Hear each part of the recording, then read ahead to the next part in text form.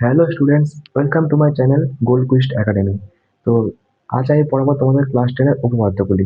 তোমাদের যারা যারা উপপাদ্য করতে খুব ভয় পাও, তোমরা উপপাদ্যতে ভয়ে হাত দাও না। আজ তাদের উপপাদ্যগুলি পুরো সহজ করে দেবো আমি, মানে জলের মতো গুলিয়ে তাদের খাইয়ে দেবো। তো আজকে আমি একটা উপপাদ্য করাবো, তারপরে নেক্সট ভিডিওগুলিতে আমি আরো উপপাদ্যগুলি করাবো। তো আজকে যে উপপাদ্যটা করাবো সেটা হচ্ছে, ব্যাস নয় এরূপ কোন জ্যায়ের উপর বৃত্তর কেন্দ্র থেকে লম্ব অঙ্কন করা হলে ওই লম্ব জ্যাটিকে সমদ্বিখণ্ডিত করে। এই উপপাদ্যটা আমি আজকে করাবো। তো তার আগে একটা কনসেপ্ট বোঝাবো। তো পুরো উপপাদ্যটা তোমাদেরকে এত সহজভাবে বুঝিয়ে দিবো, তোমরা নিজেরা উপপাদ্যর মানে নাম অন্য নামে চেঞ্জ করার পরে তোমাদের বই দেখতে হবে না, তোমরা উপপাদ্য নিজেরা করতে পারবে এরপর থেকে। তো প্রথমে তোমাদের একটা কনসেপ্ট বোঝাবো উপপাদ্য করার আগে, যে সর্বসম যে জিনিসটা আমরা বলি, সর্বসমতা জিনিসটা কি। তো আজ তোমাদের পড়াবো সর্বসমতার ধর্ম, তারপর উপপাদ্যটা আমি আসছি। তো দেখো, তোমরা সময় দেখো, সর্বসমতা সর্বসমতার ধারণা কি জিনিস ফার্স্টে। তোমরা নিশ্চয়ই ক্লাস 7-8 করে পড়েছো যে সর্বসমতা কি জিনিস। এগুলো নিশ্চয়ই পড়েছো যে S S S, S A S, A S S, R H S, এগুলো পড়েছো। তো আমি আরেকবার তোমাদের ঝাড়িয়ে দিচ্ছি জিনিসগুলোকে। এস এস এস মানে কি হচ্ছে, না যখন দুটো ত্রিভুজ আছে, আমি ত্রিভুজগুলো ফার্স্টে তোমার নামকরণ করি ত্রিভুজের। যে লিখি এটা এ, এটা বি, এটা সি। এখানের মধ্যে লিখছি এটা এ, এটা বি, এটা সি। ঠিক আছে, লিখলাম। এখানে বিটা ভুল করলে খারাপ হয়ে গেছে, এটা বি। তো এই এবিসি ত্রিভুজ, এ একটা এবিসি ত্রিভুজ, এই এবিসি ত্রিভুজ, এ একটা এবিসি ত্রিভুজ। আমরা এই দুটো ত্রিভুজকে সর্বসম বলবো কি করে। সর্বসম মানে ধরে রাখ, তোমার সবাই ধরে রাখো, সর্বসম মানে হচ্ছে যে যমজ ধরনের, মানে এই ত্রিভুজটা যা আছে এই ত্রিভুজটার মানে সেম জিনিস আছে। মানে এর কাছে যদি এই বাহুটা সমান হয়, তো এর কাছেও এই বাহুটা সমান হবে। এই কোণটা সমান হলে এই কোণটা সমান হবে। তো সেটাকে বলে সর্বসম। তো তিনটে জিনিস সমান করতে হয়, দুটো ত্রিভুজের মধ্যে তিনটে জিনিস সমান করলে সেই ত্রিভুজটা সর্বসম হয়ে যায়। তো চারটে রুলস আছে। তো আমরা প্রথম রুল শিখাচ্ছি, এস এস এস মানে বাহু, এস মানে বাহু, এস মানে বাহু, এস মানে বাহু। এস এর ফুল ফর্ম কি, সাইড। সাইড সাইড সাইড, সাইডের বাংলা মিনিং হচ্ছে বাহু। আমরা যদি প্রমাণ করে দিই যে এই এবিসি ত্রিভুজের এবি বাহুটা সমান এসি বাহুটা, বিসি বাহুটা সমান সিবি বাহুটা, আর এসি বাহু সমান এবি বাহু। যদি আমরা এই তিনটে প্রমাণ করে দিই, মানে এই বাহুটা সমান এই বাহুটা, এই বাহুটা সমান এই বাহুটা, আর এই বাহুটা সমান এই বাহুটা, যদি প্রমাণ করে দিতে পারি, তাহলে আমরা এস এস এস শর্তানুসারে এই দুটো ত্রিভুজকে সর্বসম বলতে পারি। মানে এই দুটো ত্রিভুজ সেম বলতে পারি আমরা। Second, S A S. S মানে সাইড বললাম একটু আগেই।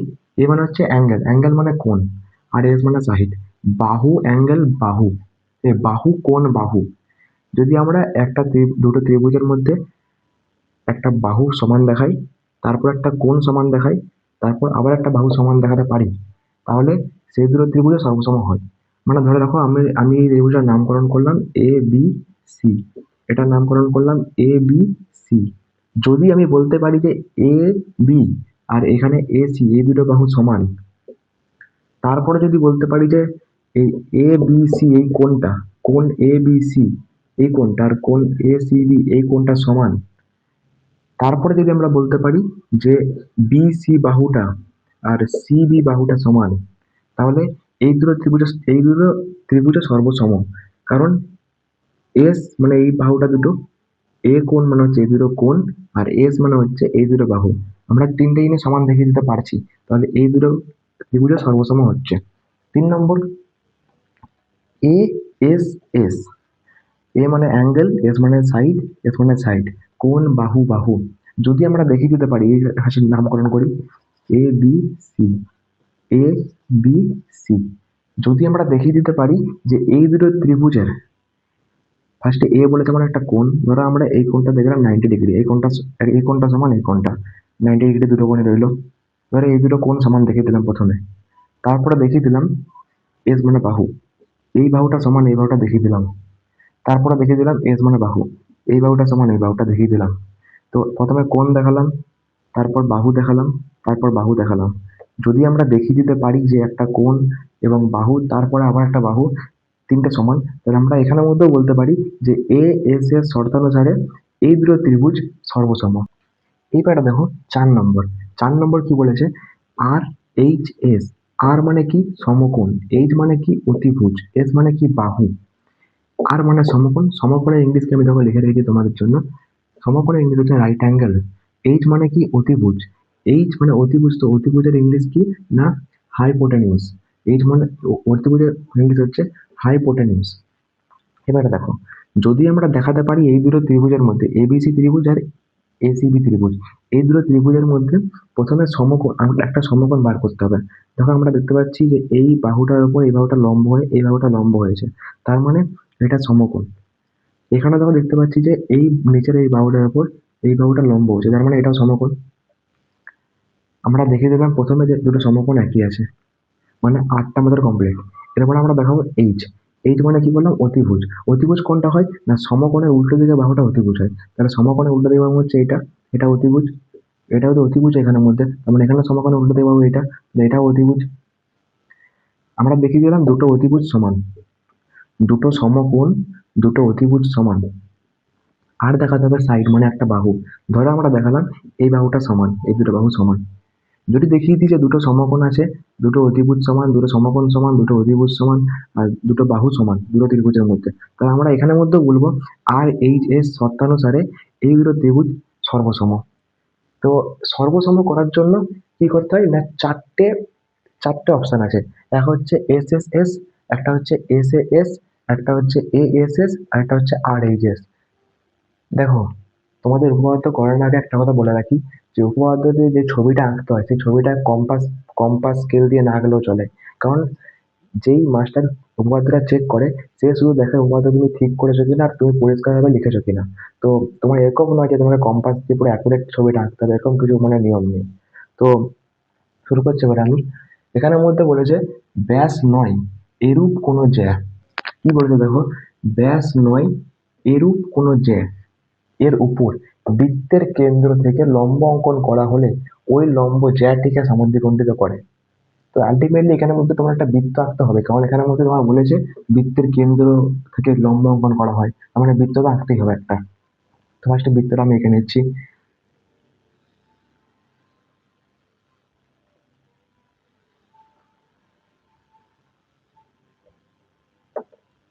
এবারে বলেছে বৃত্তের কেন্দ্র, তাহলে কেন্দ্র আঁকলাম, বৃত্তের বৃত্ত তো কেন্দ্র হবেই।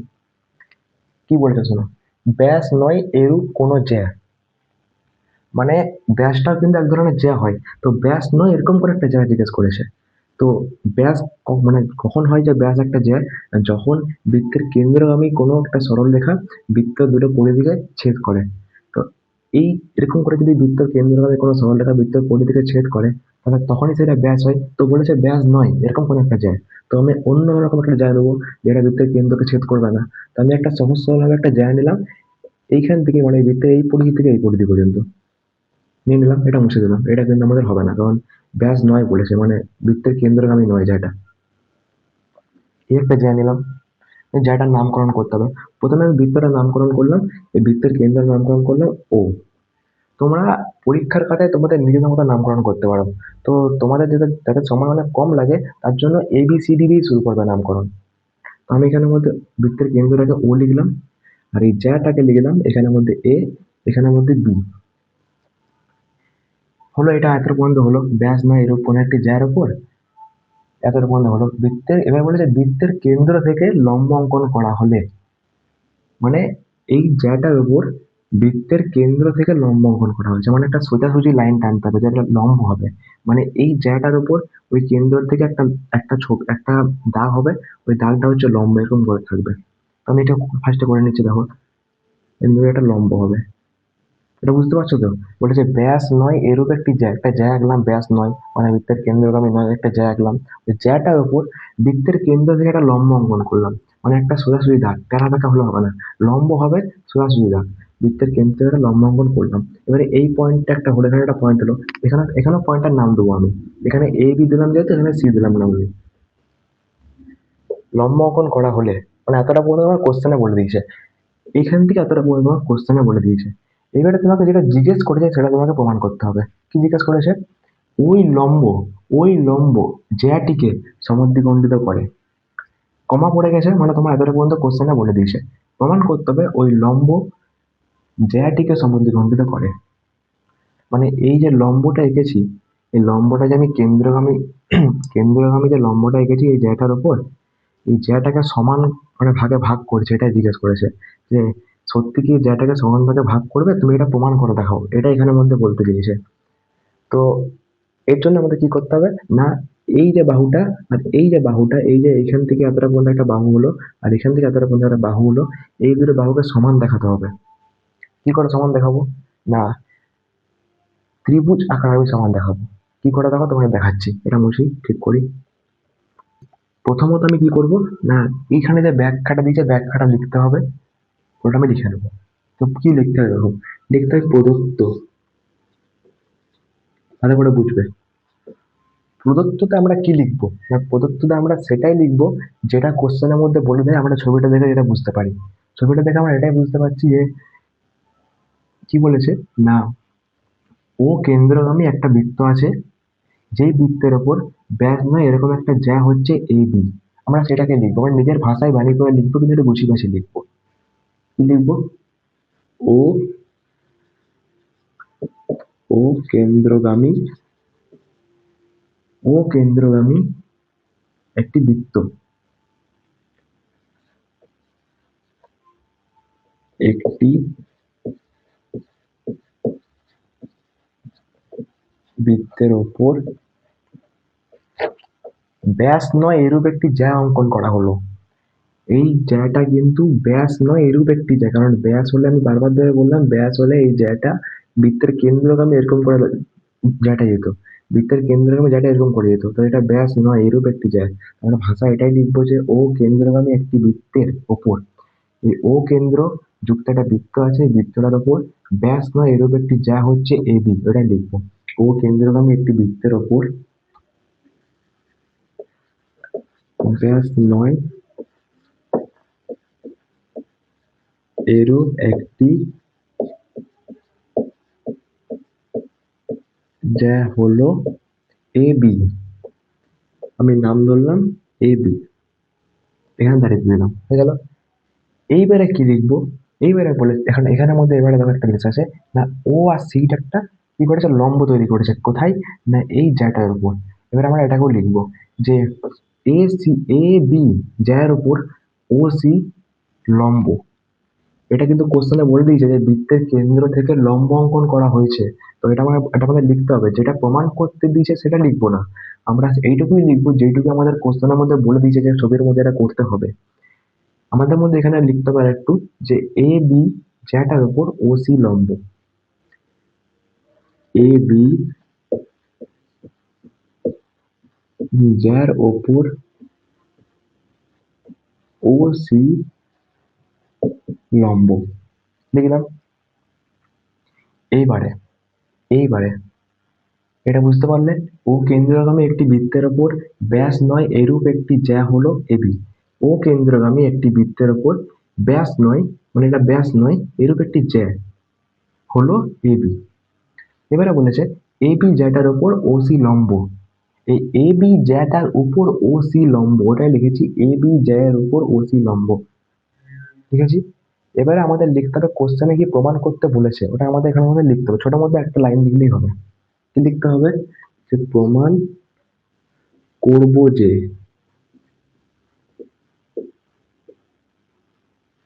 প্রত্যেকটা ওয়ার্ডকে এরকম এরকম করে লিখতে হয়। এবার তুমি নিজের ভাষায় বানিয়ে লিখবে, তার আগে আমি এবার তোমাদের বুঝিয়ে দেবো। প্রমাণ করব যে, কি প্রমাণ করতে হবে, যে কোশ্চেনে বলে দিয়েছে ওই লম্ব জ্যাটিকে সমদ্বিখণ্ডিত করে। এই যে লম্বটা এই জ্যাটাকে সমান ভাগে ভাগ করে। তো সমান ভাগে ভাগ করে আমরা কি করে বুঝবো, আমরা সেই করেই বুঝবো যে এ আর সি, আর সি আর বি নিশ্চয়ই একই হবে। যদি বলে দেয় যে একটা লম্ব এই দাগটাকে সমান ভাগে ভাগ করে, তো আমরা কি বুঝবো যে এই দাগটা ইকুয়াল টু এই দাগটা, মানে ধরো আমরা এখানে এ বি দিলাম আর এখানে সি দিলাম, তাহলে A B equal to B C, তবেই তো আমরা বুঝবো যে এই দুটো সমান ভাগে ভাগ হয়ে গেছে, সেটা তো বুঝবো।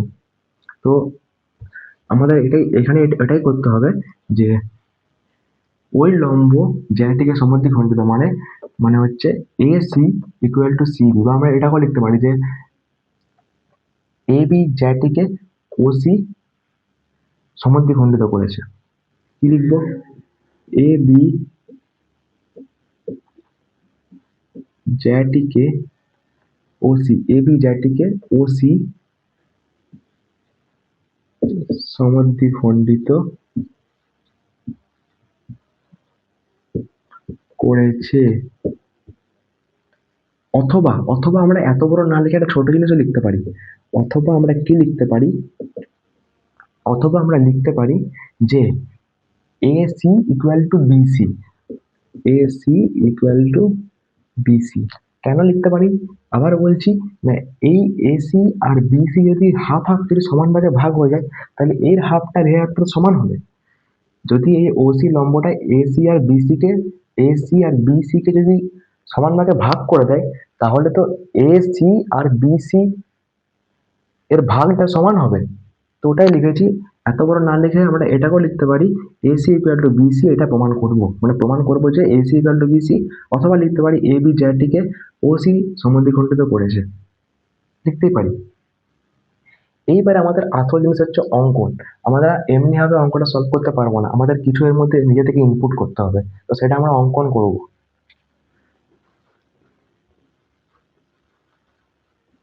অঙ্কন, আমরা অঙ্কন কি করব, অঙ্কন করব যে ও আর এ, কি অঙ্কন করব, একবার ধর আমার পেনটা, হ্যাঁ এই হাতে পেনটা, কি অঙ্কন করব, ও আর এ আর ও আর বিটাকে আমরা যোগ করে দেবো। মানে আমি আগে অঙ্কনে লিখে দিয়ে তোমাদের বোঝাচ্ছি। অঙ্কন করব যে ও কমা এ এবং ও কমা বি যুক্ত করা হলো। কি অঙ্কন করব দেখো, আমরা অঙ্কন করব ওটার সঙ্গে আমরা এটাকে জয়েন করলাম, আর ওটার সঙ্গে আমরা বিটাকে জয়েন করলাম। তাহলে কি হলো দেখো, এখানে একটা ত্রিভুজ তৈরি হয়ে গেল, এখানে একটা ত্রিভুজ তৈরি হয়ে গেল। তো আমাদের এবারে করতে সুবিধা হবে, ও এটাকে জয়েন করলাম আর ও বিটাকে জয়েন করলাম। তো আমরা অঙ্কনে এটাই লিখেছি যে ও বিন্দুটার সঙ্গে এ বিন্দু জয়েন করলাম, মানে ও কমা এ জয়েন, ও কমা এ আর ও কমা বি যুক্ত করে দিলাম। ও কমা এ, ও কমা এ আর ও কমা বি যুক্ত করে দিলাম, মানে জয়েন করে দিলাম। তাহলে আমাদের কি হয়ে গেল, দুটো ত্রিভুজ তৈরি হয়ে গেল। আমরা ফার্স্টে কোশ্চেনে পড়েছি যে এই জ্যাটার, আমরা ফার্স্টে কোশ্চেনে পড়েছি যে এই জ্যাটার উপর এই লম্বটা এমন ভাবে আছে যাতে এটা সমদ্বিখণ্ডিত করে। তো একটা কোনো জ্যার উপর যদি একটা লম্ব পড়ে, তাহলে নিশ্চয়ই লম্ব সবসময় 90 ডিগ্রি হয়। তার মানে দুদিকের কোণটা 90 ডিগ্রি হবে। এদিকে কোণটাও, এদিকে কোণটা তো না, তোমাদের সবাই জানো যে একটা যদি কোনো লাইনের উপর যদি একটা কোনো লম্ব পড়ে, তাহলে এইখানে কোণটা আর এইখানে কোণটা 90 ডিগ্রি হয়, দুটো কোণই 90 ডিগ্রি হয়। অতএব এইখানে যে একটা কোণ তৈরি হয়েছে, এই কোণটা 90 ডিগ্রি হবে, এই কোণটা 90 ডিগ্রি হবে। কেন হবে না, এই জায়গার উপর এই লাইনটা তো লম্ব, লম্ব মানে সে সোজা হয়ে পড়ছে। সোজা হয়ে পড়লে তোমার যদি একটা লাইনের উপর যদি একটা লাইনের উপর একটা কোনো লম্ব সমানভাবে পড়ে, তাহলে তোমার কি হচ্ছে, যদি কোনো লম্ব তোমার সমানভাবে পড়ে, তাহলে এই দিকটা তোমার 90 ডিগ্রি হয়, এই দিকটাও 90 ডিগ্রি হয়, আর এই দিকটাও 90 ডিগ্রি হয়, কারণ সোজাসুজি পড়েছে। তার মানে এই কোণটা 90 ডিগ্রি, এই কোণটা 90 ডিগ্রি। আমরা ওটাই এখানে কোশ্চেনে করেছি যে এটাও 90 ডিগ্রি হবে, এটাও 90 ডিগ্রি হবে। এইবারে দেখো, এইবারে আমরা লিখব প্রমাণ। এবারে আমরা আসলে জিনিসটা আসবো প্রমাণ। প্রমাণটা 2 থেকে 3 লাইন করলে আমাদের হয়ে যাবে। প্রমাণটা 2 থেকে 3 লাইন করতে হবে আমাদের। কি করতে হবে দেখো, আমরা প্রথমে বলবো যে ও এ সি আর ও বি সি দুটো ত্রিভুজ হচ্ছে। দেখো ও এ সি একটা ত্রিভুজ হচ্ছে, এ একটা ত্রিভুজ হচ্ছে, আর ও ও বি সি হয়ে একটা ত্রিভুজ হচ্ছে। এটাই লিখবো যে ত্রিভুজ ও এ সি এবং ত্রিভুজ ও বি সি হয়ে একটা ত্রিভুজ হচ্ছে। ও বি সি সমকোণী। কি সাপেক্ষে আমরা সমকোণী বললাম ত্রিভুজগুলোকে? সমকোণী মানে যেই ত্রিভুজের একটি কোণ সমকোণ। তো ও এ সি ত্রিভুজের দেখো এই কোণটা সমকোণ। আমি তোমাকে একটু আগেই বললাম যে লম্বভাবে পড়েছে মানে এটা এটা তোমার 90 ডিগ্রি হবে। 90 ডিগ্রি মানে সমকোণ, তার মানে ও এ সি ত্রিভুজের এই কোণটা সমকোণ। সেরকম ভাবেই ও বি সি ত্রিভুজের এই কোণটা সমকোণ, ও বি সি ত্রিভুজের এই কোণটা সমকোণ। ওই জন্য বললাম এই ত্রিভুজটা, ও এসি ত্রিভুজটা আর ও বিসি ত্রিভুজটা, এই দুটো ত্রিভুজ সমকোণী বললাম। এইবারে আমরা কি করব, এবার আমরা এখানে এক এক নম্বর পয়েন্ট দেবো। পয়েন্ট দিয়ে কি করলাম আমি তোমাকে আগেই বলেছিলাম যে দুটো ত্রিভুজকে সর্বসম দেখাতে হবে, দুটো ত্রিভুজকে সর্বসম দেখাতে হবে, তবেই ত্রিভুজগুলো সবকিছু সমান হয়। যদি আমি এই দুটো ত্রিভুজকে সর্বসম দেখিয়ে দিই, এই একটা ত্রিভুজকে আর এই একটা ত্রিভুজকে যদি সর্বসম দেখিয়ে দিই, তবে আমরা এমনিতেও তবেই আমরা পেয়ে যাবো যে এই ত্রিভুজটার এসি বাহুটা আর এই ত্রিভুজটার বিসি বাহুটা সমান। দুটো ত্রিভুজকে যদি আমরা সর্বসম দেখিয়ে দিই আগে থেকে অলরেডি, তাহলে আমরা তো বলে দিতে পারবো যে এই বাহুটা আর এই বাহুটা সমান, কারণ এই ত্রিভুজের এটা একটা বাহু আর এই ত্রিভুজের এই একটা বাহু সমান। প্রমাণ তোমাকে ওটাই করতে হবে যে এসি ইকুয়াল টু বিসি, তাই তো? তো আমরা এবারে কি করবো, এক নম্বর পয়েন্টটি করে এই দুটো মানে তিনটে পয়েন্ট দিতে হবে, কারণ আমাদের তিনবার তিনটে জিনিস দেখাতে হয়, দুটো ত্রিভুজের মধ্যে তিনটে জিনিস সমান দেখাতে হয়, তো আমরা তিনটে পয়েন্ট দেবো। এক নম্বর পয়েন্টে কি লিখবো, যে এই ত্রিভুজের দেখো এই কোণটা 90 ডিগ্রি, এই ত্রিভুজের দেখো এই কোণটা 90 ডিগ্রি হলো। তাহলে ভাই ওটা লিখে নিচ্ছি যে কোণ ও সি এ, কোণ ও সি এ দেখো যেটা কোণ হয় সবসময় সেই বিন্দুটা মিডিলে থাকে। তো ও সি এ করবো, কারণ দেখো সি বিন্দুতে কোণ আছে, তো সিটা সবাই মিডিলে রাখবো। কোণ চিহ্ন হয় এরকম, ও সি এ ইকুয়াল টু কোণ, আবার একটা কোণ দিলাম দেখো ও সি বি, ও সি বি তোমরা লক্ষ্য করে দেখো, ও সি এ দেখো সিটাই কোণ আছে, সিটাই কোণ আছে, আবার ও সি বি দেখো সিটাই কোণ আছে, ও ও সি বি দেখো সিটাই কোণ আছে। এই দুটো কোণ সমকোণ, এই দুটো কোণ সমান কেন, না এই দুটো কোণ হচ্ছে সমকোণ। এখানে তো লিখে দেবো এমনি করে ব্র্যাকেট দিয়ে, থার্ড ব্র্যাকেট দিয়ে সমকোণ, তবে এই দুটো কোণ সমান। এক নম্বর মানে একটা হলো। দু নম্বর, দু নম্বর দেখো, দু নম্বর দেখবে যে এই যে মিডলে বাহুটা আছে, এই দেখো এই ত্রিভুজের ও এ সি আর O B, O B C, O A C আর ও বি সি, এই দুটো ত্রিভুজের দেখো একটা বাহু, এই বাহুটা দেখো, এই যে মিডলে যে বাহুটা আছে এই বাহুটা, এই ত্রিভুজটার এই ত্রিভুজটার বাহু, আর এই দিকে ত্রিভুজটার বাহু, মানে একবার এ ইউজ করছে একবার এ ইউজ করছে। মানে কি বলতে পারি আমরা, এই ত্রিভুজটা তার মানে হচ্ছে সাধারণ বাহু, মানে এটা এ ইউজ করতে পারে একবার, এ ইউজ করতে পারছে, আর এই বাহুটা এ ইউজ করতে পারছে, তার মানে এই বাহুটা সাধারণ বাহু, এটাই বলতে পারি। আমরা এটাই লিখবো যে ও আর সি যে বাহুটা আছে, ও সি, এই বাহুটা সাধারণ সাধারণ বাহু। তো এই যে বাহুটার মাপ তো একই আছে, এই ত্রিভুজটা যদি এই বাহুটা হয়, আবার যদি এই ত্রিভুজটার এই বাহুটা হয়, এই ধারা ত্রিভুজটা ধরো এই বাহুটা, আবার এই ধারা ত্রিভুজটা ধরো একই বাহু, তো একই বাহু মানে তো মাপ তো একই। তো ওই জন্য লিখছি ও সি সাধারণ বাহু। এটা কিছু ব্যাখ্যা দিতে হয় না, কারণ এই বাহুটা সবাই ইউজ করতে পারছে, এই ইউজ করতে পারছে, এই ইউজ করতে পারছে, তার মানে এই বাহুটার মাপ একই হচ্ছে। এর কাছেও মাপ যা আছে এর কাছেও মাপ, তার মানে আমরা দুটো ত্রিভুজের মধ্যে একটা করে বাহুর মাপ পেয়ে গেলাম। তো বাহুটাকে সাধারণ বাহু ধরে নিলাম, কোনটা পেয়ে গেলাম। আমাদের আর একটা জিনিস প্রমাণ করতে হবে, আর একটা বাহু যদি আমরা দেখিয়ে দিই যে আর একটা বাহু, দুটো বাহু মানে আর একটা যদি জিনিস প্রমাণ করে দিই, তাহলে আমরা বলে দেবো যে এই দুটো ত্রিভুজ সর্বসম। অতএব বলে দেবো যে ত্রিভুজ দুটোর মধ্যে যা জিনিস আছে সবকিছু সমান, তার মানে এই দুটো বাহু সমান বলে দিতে পারবো। আমরা আরেকটা জিনিস কি লিখবো দেখো, 3 নম্বর পয়েন্ট, খুব মন দিয়ে দেখবে জিনিসটা। একটা বৃত্তের মধ্যে তোমরা অনেক আগে থেকে জানো যে একটা বৃত্তের মধ্যে কেন্দ্র থেকে যতগুলোই পরিধি পর্যন্ত দাগ টানা হয়, যতগুলোই আমরা দাগ টানি সব কটাকে বলা হয় ব্যাস। একটা বৃত্তের মধ্যে যতগুলো ব্যাসার্ধ আঁকো, এটাও কিন্তু ব্যাসার্ধ, এগুলো সব সরি ভুল বলছি, যে একটা বৃত্তের মধ্যে যতগুলোই ব্যাসার্ধ আঁকো সব কটা ব্যাসার্ধ কিন্তু সমান হয়, মানে সব কটা ব্যাসার্ধের যে লেন্থ মানে লম্বাটা সব কটা সমানই হয়। তো যেমন দেখো, এবারে দেখো তুমি এই বৃত্তটার মধ্যে, ও কেন্দ্রের এই বৃত্তটার মধ্যে এই ও থেকে এ দেখো একটা হচ্ছে ব্যাসার্ধ, দেখো ও থেকে এ একটা ব্যাসার্ধ আর ও থেকে বি একটা ব্যাসার্ধ। তো আমরা এখনই বললাম যে একটা বৃত্তের মধ্যে যতগুলো ব্যাসার্ধ হয় সবকটা ব্যাসার্ধ সমান হয়, মানে মাপগুলো সবারই সমান হয়। তো আমরা এটা তো বলতে পারি যে ও এ ব্যাসার্ধ আর ও বি ব্যাসার্ধ দুটো সমান, বলতেই পারি। দেখুন, ও এ ইকুয়াল টু ও বি সমান, ও এ আর ও বি সমান। কেন না, আমরা এখানের মধ্যে লিখে দেবো যে ও কেন্দ্রীয় বৃত্তের ব্যাসার্ধ হচ্ছে ও এ আর ও বি।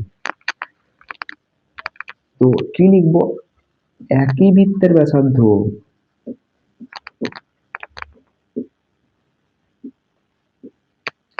আমরা এখানে মধ্যে কি লিখবো, একই বৃত্তের ব্যাসার্ধ। কেন না, একই বৃত্তের মধ্যে যতগুলি আমরা ব্যাসার্ধ আঁকি, একটা বৃত্তের মধ্যে যতগুলি ব্যাসার্ধ আঁকি আমরা, প্রত্যেকটা ব্যাসার্ধ সমান।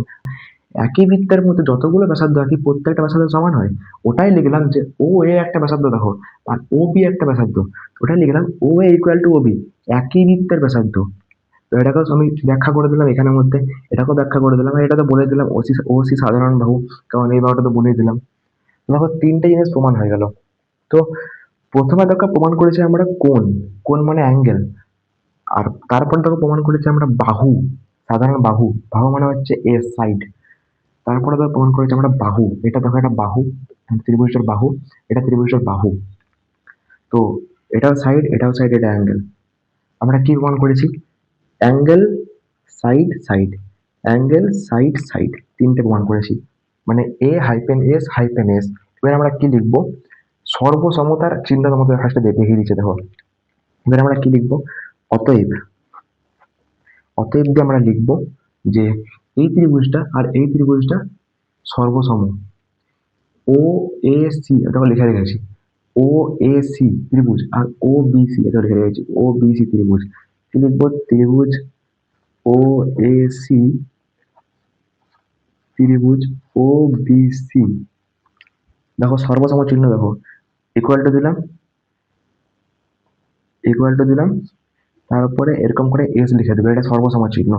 ও এসি সর্বসম ও বিসি। এখানের মধ্যে লিখতে হয় যে কোন আকারে সর্বসম, এটা কি শর্ত অনুযায়ী সর্বসম। কি লিখবো, ও এসি সর্বসম ও বিসি, ব্র্যাকেট দিয়ে লিখবো। দেখো কি লিখেছি দেখো, এটা এ হবে, কারণ প্রথমে আমরা প্রমাণ করেছি অ্যাঙ্গেল, হ্যাঁ প্রথমে আমরা প্রমাণ করেছি অ্যাঙ্গেল দিয়ে, তারপরে প্রমাণ করেছি হচ্ছে বাহু দিয়ে, তারপরে প্রমাণ করেছি বাহু দিয়ে। তাহলে প্রথমে অ্যাঙ্গেল মানে এ, এবার বাহু মানে এস, এবার বাহু মানে এস। তারপরে এখানের মধ্যে কি লিখবো, এ এস এস সর্বসমতার শর্তানুসারে। এবারে নিচে আমার লেখার জায়গা নিয়ে আমি এখানের মধ্যে লিখে দিচ্ছি, এটা আমি মুছছি, এখানের মধ্যে লিখে দিচ্ছি দেখো, সর্বসমতার শর্তানুসারে রেখে থার্ড ব্র্যাকেট দিয়ে ক্লোজ করে দিলাম।